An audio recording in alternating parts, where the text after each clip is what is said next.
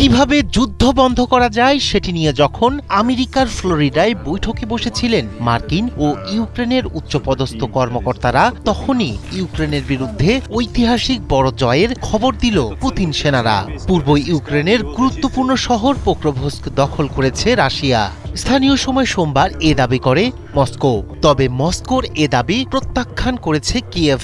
দেশটি বলেছে যুদ্ধ বন্ধের আলোচনাকে প্রভাবিত করতে এমন দাবি করেছে ক্রেমলিন। গুরুত্বপূর্ণ ওই শহর ও কৌশলগত গুরুত্বপূর্ণ সামরিক হাবটিতে দীর্ঘদিন ধরেই চলছিল তীব্র লড়াই। এটির দখল নিতে নিহত ও আহত হয়েছে রাশিয়ার বহু সেনা। এছাড়া ইউক্রেনের অসংখ্য সেনাও প্রাণ হারিয়েছেন। এই বিজয়কে রাশিয়ার অন্যতম বড় জয় হিসেবে দেখছেন বিশ্লেষকরা। ইউক্রেনের কৌশলগত গুরুত্বপূর্ণ শহর পোক্রোভস্ক দখলে নিতে মরিয়া রুশ প্রেসিডেন্ট ভ্লাদিমির পুতিন। এ লক্ষ্যে দীর্ঘদিন ধরে গুরুত্বপূর্ণ এই শহর ও আশপাশের এলাকায় তীব্র লড়াই করছিল রুশ সেনারা। শহরটির নিয়ন্ত্রণের জন্য রুশ ও ইউক্রেনীয় উভয় পক্ষেই বহু সেনা নিহত ও আহত হয়েছে। এই পরিস্থিতিতে রাশিয়া দাবি করেছে ইউক্রেন থেকে ডনবাস অঞ্চলের প্রবেশদ্বার বলে পরিচিত পোক্রোভস্ক শহরটি দখল করে নিয়েছে তারা।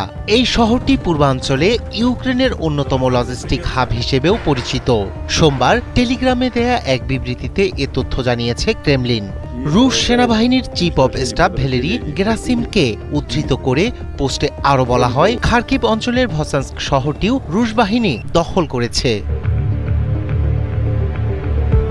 রুশ প্রেসিডেন্টের কার্যালয় ক্রেমলিনের মুখপাত্র দিমিত্রি পেসকভ জানান, রোববার রাতে পুতিন ফ্রন্টলাইনের একটি কমান্ড সেন্টার পরিদর্শন করার সময় তিনি পোক্রোভস্ক দখলের খবর পেয়েছেন। পরবর্তীতে এই সাফল্যের জন্য রুশ বাহিনীকে অভিনন্দন জানান পুতিন। তবে এখনো আনুষ্ঠানিকভাবে শহরটি হারানোর কথা স্বীকার করেনি ইউক্রেন। যুদ্ধক্ষেত্রে প্রভাব ফেলতে আগামী কয়েক সপ্তাহ এ ধরনের তথ্য ছড়ানো হবে বলে সতর্ক করেন দেশটির অপতথ্য প্রতিরোধ কেন্দ্রের প্রধান আন্দ্রি কোভালেঙ্কো। তবে রয়টার্স জানিয়েছে পোক্রোভস্কের রাস্তায় সৈন্যদের মার্চ পাস্ট ও রুশ পতাকা ওড়ানোর দৃশ্যের ভিডিও ছড়িয়ে দিচ্ছে রুশ বাহিনী। পোক্রোভস্ক দোনেস্ক অঞ্চলের একটি বড় পরিবহন কেন্দ্র। পূর্ব ইউক্রেনের এই অঞ্চলকেই নিজেদের ভূখণ্ড হিসেবে দাবি করে আসছে রাশিয়া। এক সময়ের 60,000 মানুষের শহরটি সাম্প্রতিক সপ্তাহগুলোতে রুশ ড্রোন, গোলাবর্ষণ ও বোমা হামলায় বিধ্বস্ত হয়েছে। ধ্বংসস্তূপে পরিণত হয়েছে বহু ভবন। রায়হান কবির শুভ্র, ৭১।